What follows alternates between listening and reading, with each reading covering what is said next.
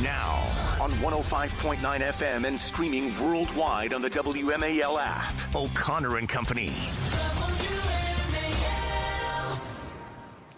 I don't know what to tell you.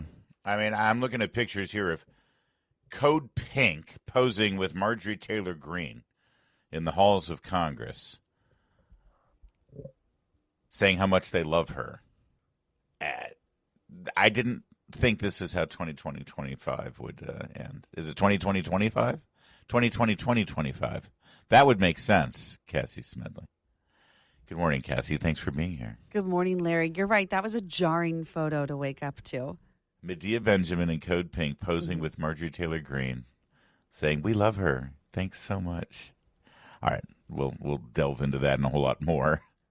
Mark Krikorian from Center for Immigration Studies will join us at 6:35. Katie McFarland at 8:05.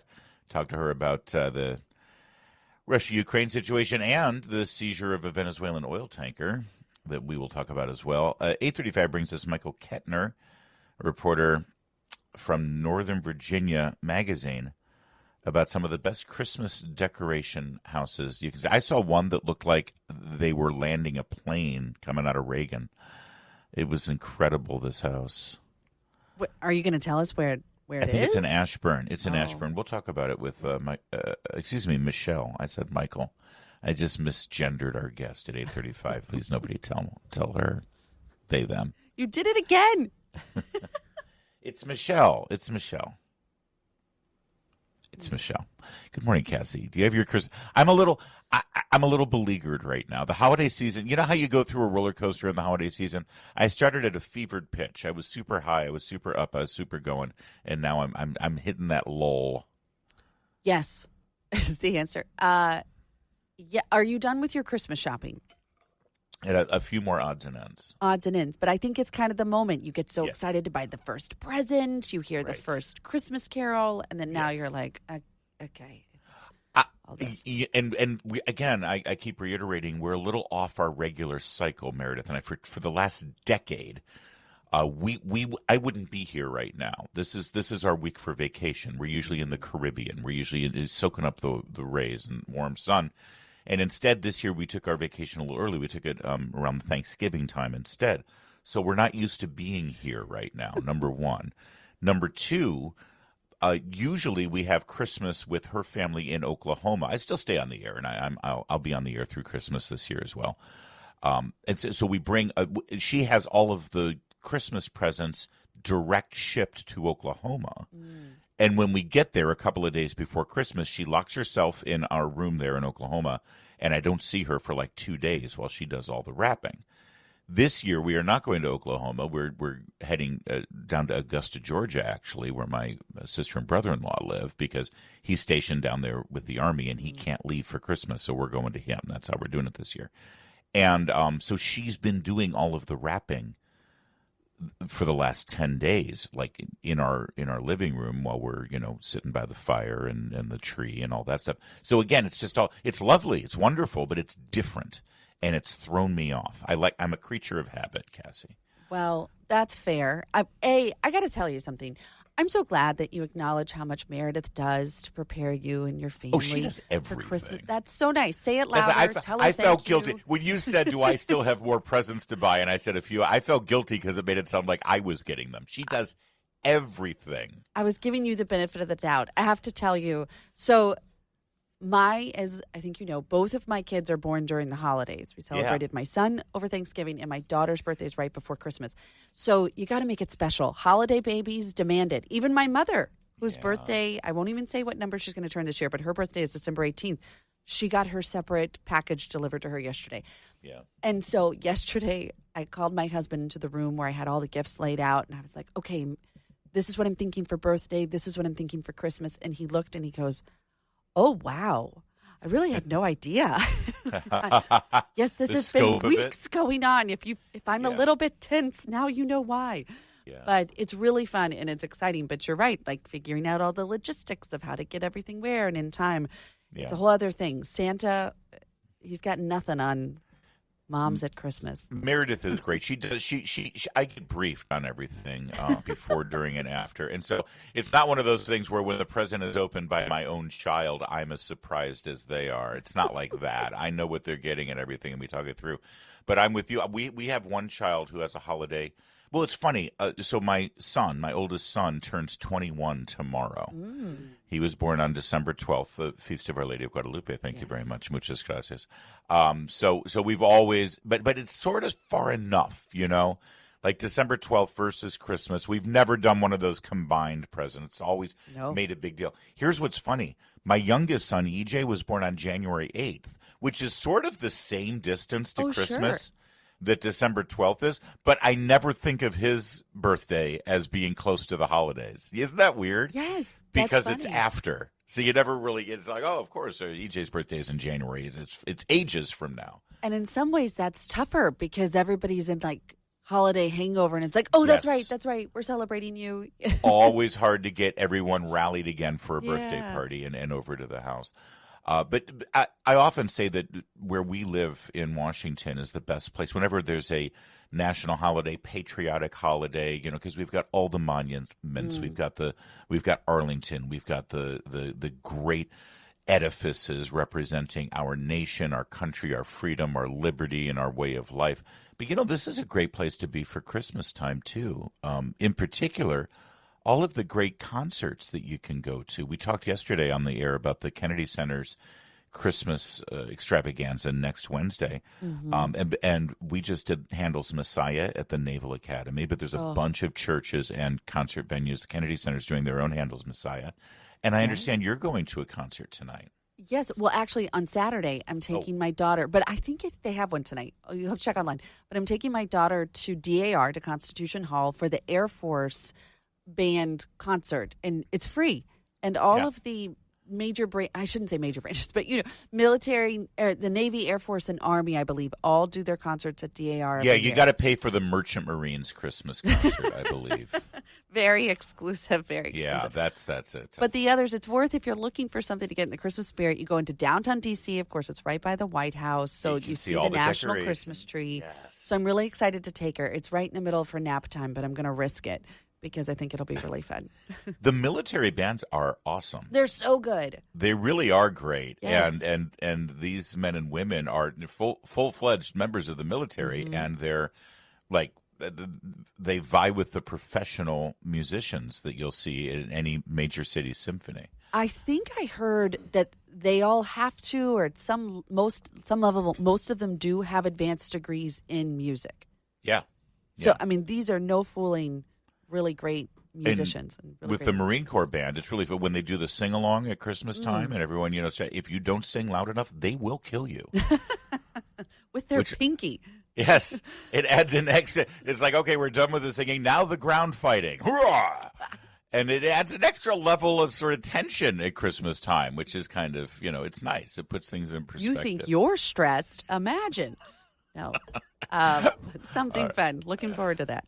Good. Well, listen, in a moment, we'll dive a little deeper into the rebirth of Marjorie Taylor Greene and what exactly is at play here, what's going on, and what's next for her. It's an odd journey she's been on, and we've been along for the ride, I suppose.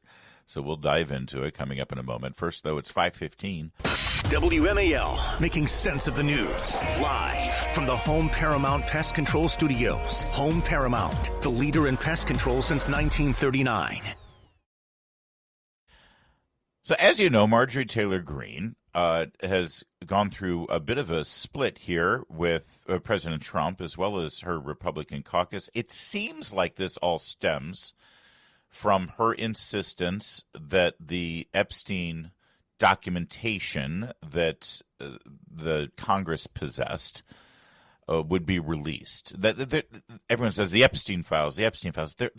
There isn't some box in the archives sitting next to the Ark of the Covenant that says Epstein files. That's just not a thing, all right? So let's just be done with that. But there are various government agencies that have documentation that are connected to either criminal investigations of Jeffrey Epstein, Ghislaine Maxwell, and others within that orbit, or there is grand jury testimony that has been recorded at various judicial precincts or levels, and as well as in the Justice Department. And then Congress had their own tranche of documents.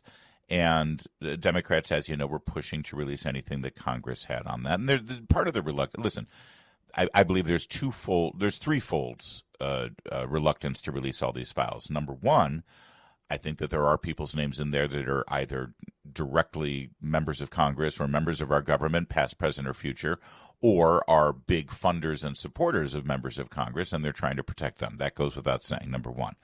Number two, I think that there really are people who believe, listen, there are some names in here that they're not going to get their day in court. They're not going to be able to cross-examine people who are accusing them of a crime. That's unconstitutional. And the second their name is out there, everybody's going to assume they're guilty until proven innocent. I think there are people who truly, genuinely believe that it wouldn't be fair to put their names out there if they don't have a chance to actually cross-examine their accuser, right? And then number three, I think that there's a reluctance to bow to this precedent because of political pressure. You're going to go ahead and do this thing that is unorthodox and unprecedented. And now the next big political thing comes up where it's Democrats Democrats could have done this the whole time they were in charge of Congress. They never did. Now they're doing it because they think they're hurting Trump. I get all of that. Marjorie Taylor Greene jumped on board with that, said, yep, that's what we got to do. Apparently it created a rift. Next thing you know, she's on CNN saying this. Here's cut one. President Trump posted yesterday that you are, quote, and I'm quoting him now, not America first or MAGA, and your, quote, new views are those of a very dumb person. That's the president of the United States speaking about you. What's your response to these latest attacks? Well, actually, Wolf, I feel very sorry for President Trump. I genuinely do. It has to be a hard place for someone that is constantly so hateful and puts so much vitriol, name-calling, and really tells lies about people in order to try to get his way or win some kind of fight. And I think that's exactly what's wrong in America today. That's what's wrong in this toxic political environment that has ripped our country apart. And I personally think that that's poor leadership from a president. It's a very bad demeanor, and Americans are very tired of it. All right. So now, a minute and a half ago, the people at CNN would be quick to say that Marjorie Taylor Greene was responsible for said toxic environment. And the only reason they're even entertaining her on the show is because she's now saying that Trump is hateful. Mm-hmm. So, and now she's announced her resignation. She's leaving the first week of January, which is an interesting date because it's exactly when she qualifies for a lifetime pension from Congress. And now I've got a picture of Medea Benjamin and Code Pink posing in those terrorist Palestinian Hamas scarves with Marjorie Taylor Greene talking about how much they love her and how much they're going to miss her in Congress. What the hell is happening, Cassie Smedile? Right. What do the kids say? Is the moon full or is Mercury rising? What's up is down and down is up. And a couple of thoughts. First of all, Medea Benjamin, anyone who has served this country, has lost a child, friend, family member who has served this country, that should offend you greatly that she is in a picture with Medea Benjamin, who has been a tormentor, I would say, to so many. But setting that aside, Marjorie Taylor Greene, there's no winning here. You've just sold your soul to try and get a few good pictures from the left, a few nice interviews from CNN, who, yes, a minute and a half ago thought you were the worst of the worst. She was on The View, Cassie. On The View. But The View's never going to accept her. This is what I don't get. Everybody who's like, oh, I'm going to go out and now be a never Trumper, then you're just homeless because you're never going to be enough for the left. Right. And now you've just turned your back on not just the right, but think about all of her constituents who said, yeah, we voted because you said you would fight for this, you believed in this. And now for some reason that's not clear to me, apparently all of those things are no longer things that you think are worth fighting for, that you believe in. It's really weird. I need to know more. It is very weird. And you're right. The View will never accept her, but you know who will? CNN. CNN's been having her on a lot, and anyone who thinks that she's going back to Georgia to her little district so she can just run for mayor or maybe go back to real life, She's not leaving D.C. She's going to stay right in D.C., and she's going to be a political analyst for one of the cable networks, and she's going to be, like Adam Kinzinger. But that's it. Right. And whatever happened to him? I mean, he goes there. He's getting paid by CNN. But they have no ratings, and it's only to come on and say how much you dislike President Trump. It's not to be a thoughtful leader on any issue. Well, again, we're talking CNN, so. Fair. But across the board, I mean, I just think that's a really sad way to live, too. Think about what impact she could have had. It's weird. It is weird. And listen, I've been on my own roller coaster with Marjorie. I think the peak of her effectiveness was when she was pushing for Laken Riley, the young woman who was murdered in Georgia during the Biden administration by an illegal immigrant. And you remember she shouted to Joe Biden during the State of the Union, say her name, and Biden mispronounced her name. But that, I mean, I think she was really effective, and she was courageous, and I think that but that seems like a lifetime ago, and she seems like 3 different Marjorie Taylor Greenes ago. But, it is what it is, I suppose. It's 5:24. All right, coming up, we've got more. Obviously, we've just begun. We'll dive into the latest immigration news, including a report card from DHS on deportations after the first year of the Trump administration. Keep it here. WMAL FM, Woodbridge, Washington, a Cumulus media station. Making sense of the news. News Talk 105.9. News now. Now on 105.9 FM and streaming worldwide on the WMAL app. O'Connor and Company.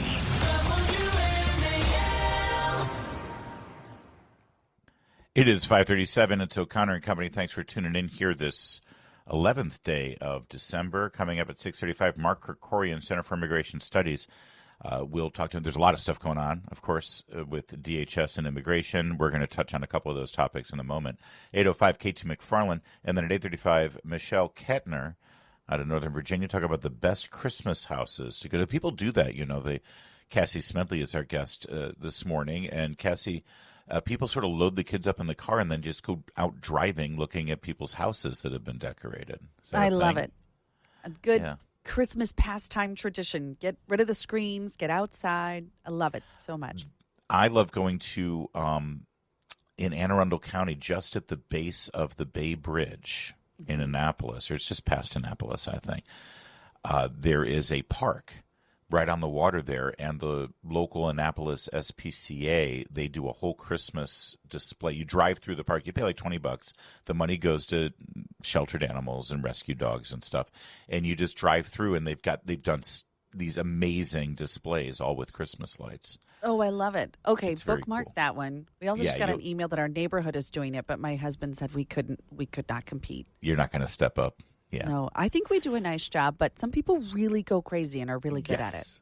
They do. Our neighborhood, thankfully, is relatively understated on that. There's some houses that do more than others, but nobody is that house. There's always that house.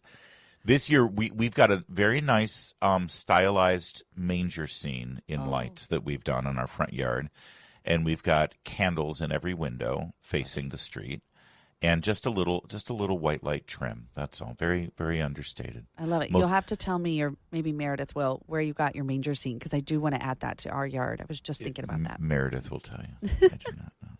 Another thing on her to-do list. Our home is decorated in sort of a mid-century modern style. It's sort of got that sort of sweeping sort of 60s Palm Springs kind of look. The Brat Pack is our furnishings in interior. The exterior of the house is very traditional looking.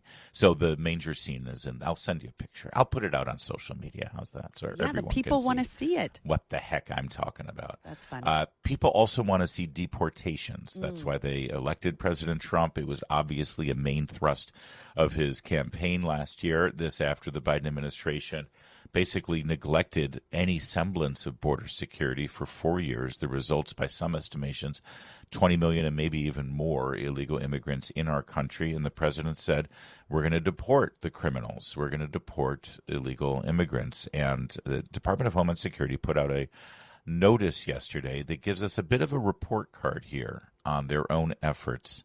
600,000 illegal immigrants have been deported from the interior of the country since Inauguration Day. So it's not a 1-year mark. It's really more of a 10.5-month mark.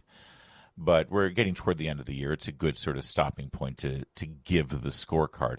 600,000 illegal immigrants deported and another 1.9 million self-deporting.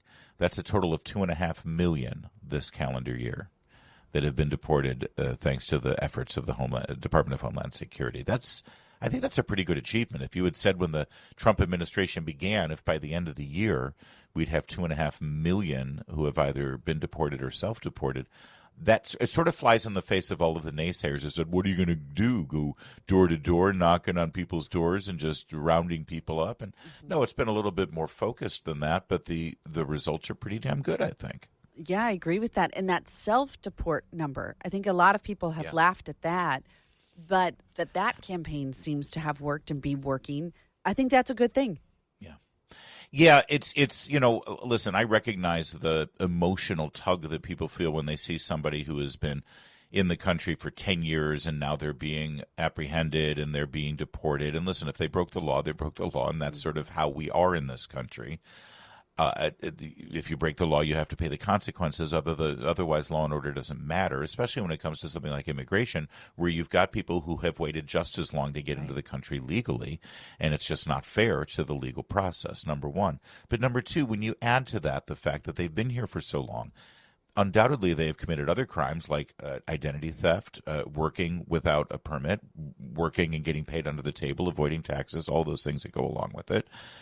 And for the last 10 months, we have offered to pay you to leave. I mean, literally, we'll pay for the flight. We'll give you money. You'll have legal status with us. So if you want to come back in through the legal route, you will be able to do that. We are politely asking you now, since you've been here. I understand the laws weren't enforced when you came in. Everyone looked the other way. We're not looking the other way anymore. We get it. We're going to be nice. Here's a pile of money. Now leave. And they still refuse to leave. Well, at that point, no sympathy. Sorry, you're going to get arrested. You're going to be deported. This is part of it. Because as you said, we're not a country if we don't enforce our laws. And a major part of that is having a sovereign border. Yeah. And that has to be a black and white issue. You can't have this gray area, because also try living in that gray area. Right. To say, come in, do it the right way. And for those people who are out there defending illegal immigrants, looking at most Democrats in Congress, then do your job and fix the immigration system. That's right. They all say, it's broken, it's broken. Okay, what are you going to do to fix it? Amnesty. Right. Amnesty. Oh, no, I don't want to actually work today. Yeah. Just, All right, well, listen, you talk about mixed messages. In a moment, one of the lead stars of the Democrat Party, Zohran Mamdani, put out a video that is confusing, to say the least, for the top law enforcement officer in the city of New York. We'll let you know what he had to say about immigration, and we'll answer the burning question, when does buying a fleet of private jets save you money? We'll give you the answer in a moment. It's 5:43. Later this morning on The Chris Plante Show, here's how Democrats in Congress describe the United States. America is the great Satan. Join the jihad, 9 a.m. on WMAL.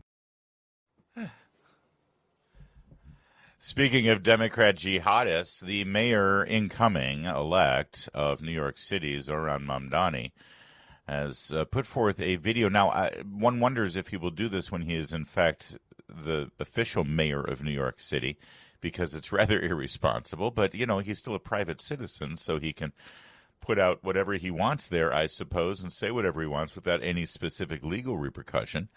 And so here is his message to illegal immigrants in the city of New York. Cut 2. We can all stand up to ICE if you know your rights. ICE is legally allowed to lie to you, but you have the right to remain silent. If you're being detained, you may always ask, am I free to go? Repeatedly until they answer you. You are legally allowed to film ICE as long as you do not interfere with an arrest. New Yorkers have a constitutional right to protest. And when I'm mayor, we will protect that right. I will fight each and every day to protect, support, and celebrate our immigrant brothers and sisters.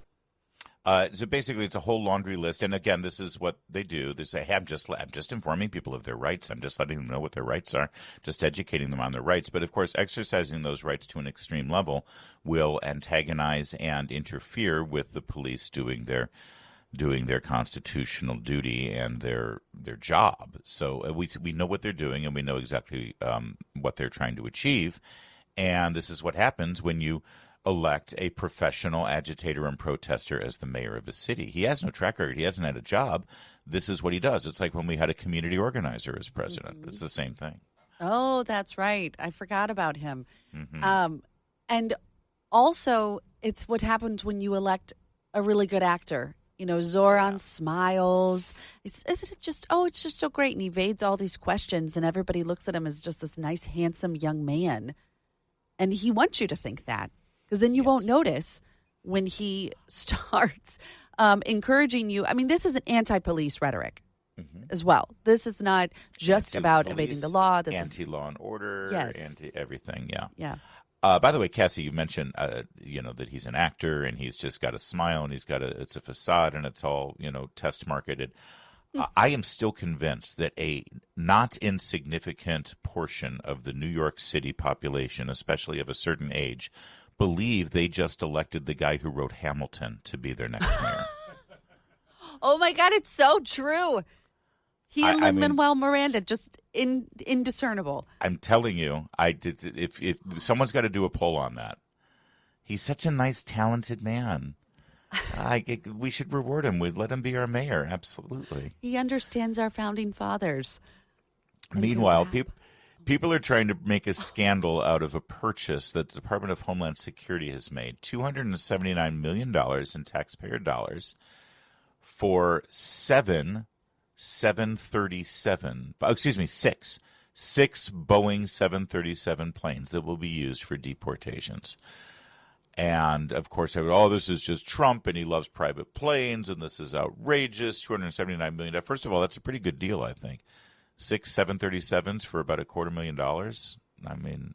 Is it? I'm not in the private plane business, Larry. Me neither. I haven't been in the market for a while, but my hunch is that's a pretty good deal, number one. Number two, it is paltry compared to the amount of money we were spending on commercial airline tickets to deport people. And by the way, let's not forget, during the Biden administration, we were spending money on those commercial airline tickets or chartering planes to fly people to Venezuela, loaded up with illegal immigrants, and fly them here, which is still a scandal that no one has really spent enough time uncovering about who made that call. Hey, instead of waiting for them to come to our border and plow through illegally so we can look the other way, we need to get them here faster. So let's send a plane to these third world countries, load them up with people, and fly them here voluntarily. It's insane that we did that.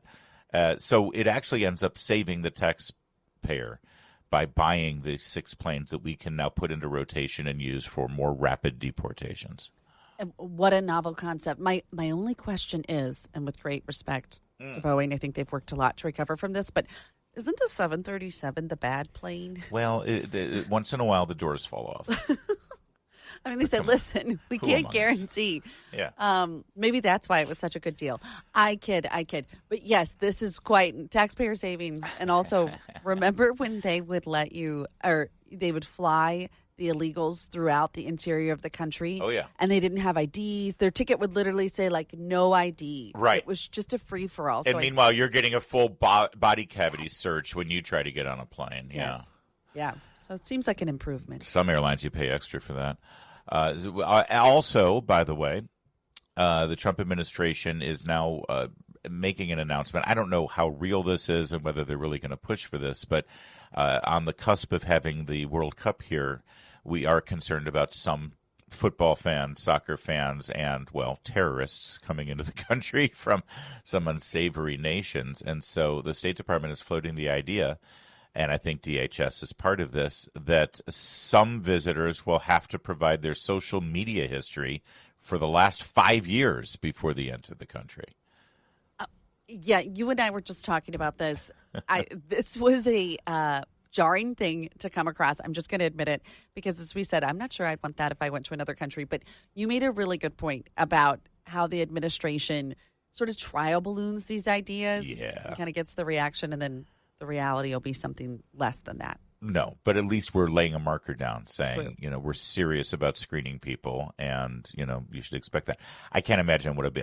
If I have to provide my social media history for 5 years to enter another country, And they're going to be like, oh, really? You were proud of those spare ribs that you cooked on your grill and you wanted to share that with the world? Really? What is this?